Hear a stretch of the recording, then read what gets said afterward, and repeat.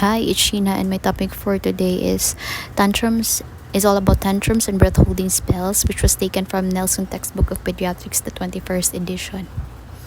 Temper tantrums are common during the first few years of life.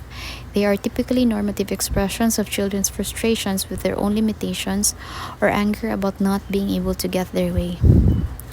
It is important for parents to recognize the differences between tantrum types and precipitants in order to determine the best course of action to manage ensuing behavior. Dealing with tantrums can be very frustrating to parents, but many tantrums can be averted by a parent's awareness and attunement to certain cues given by their child, particularly in the early years. In particular, parents should be aware that when a child is tired, hungry, or feeling ill, or has to make a transition, it can be expected that the child will be more likely to have a tantrum because children are more easily overwhelmed. In this case, it is advised that parents plan ahead and take preventive stance by being aware of triggers and minimizing the potential for tantrum. For example, parents should not make a tired or hungry child accompany them on an extended outing unless absolutely necessary. Additionally, it is helpful to have a clear discussion ahead of time about the expectations in certain scenarios. When children are able to demonstrate good control, their behavior should be acknowledged and praised. This will increase the likelihood that they will engage in the desired response more often, even in frustrating situations. In the case of children who engage in tantrum behavior to get their way, parents may feel more inclined to respond to such defiance with yelling or threats, which can reinforce and even escalate the oppositional behavior. Parents should attempt to avert defiance by giving the child choices.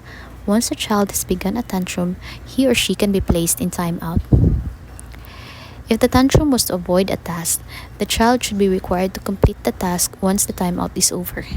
Parents should state the reason the child is being placed in timeout, but not before or during timeout. Once timeout is over and the child is calm, discuss with the child the reasons for the child's frustrations and their expectations for how the child will respond in the future. Breath holding spells occasionally occur during a tantrum and can be frightening to parents. These are reflexive events in which the crying child becomes apneic, pale, or cyanotic, may lose consciousness, and occasionally will have brief seizures. Parents are advised to ignore breath holding once it has started. Without reinforcement, breath holding generally disappears. Subtypes of breath holding spells include cyanotic, which is the dominant type, pallid, which may be similar to vasovagal related syncopal events in older children and may be initiated by similar stimuli.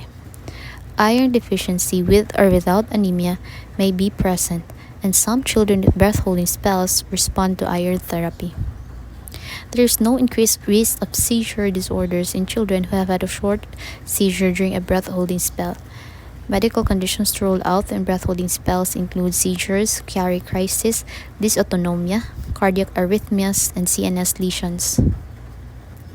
The first key to the office management of temper tantrum and breath holding spells is to help parents intervene before the child is highly distressed.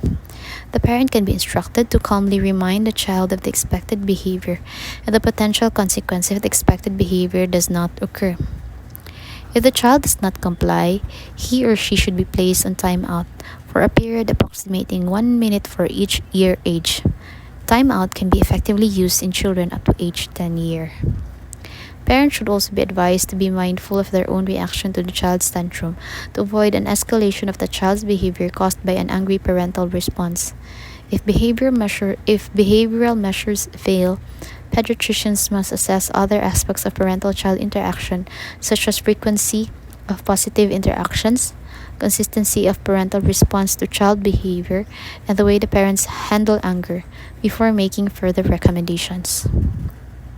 Children can be frightened by the intensity of their own angry feelings and by angry feelings they arouse in their parents. Parents should model the anger control that they want their child to exhibit. Some parents are unable to see that if they lose control themselves, their own angry behavior does not help their children to internalize appropriate behavior. Advising parents to calmly provide simple choices will help the child to feel more in control and to develop a sense of autonomy. Providing the child with options typically helps reduce the child's feelings of anger and shame, which can later have adverse effects on social and emotional development. It reduces power struggles between the parent and the child, and it can aid in enhancing the parent child relationship and building problem solving skills. When tantrum behavior, including breath holding, does not respond to parent coaching or is accompanied by head banging or high levels of aggression, referral for a mental health evaluation is indicated. Further evaluation is also recommended if tantrum behavior persists into the latency period and preteen years. That would be all. Thank you, and for more videos, please subscribe.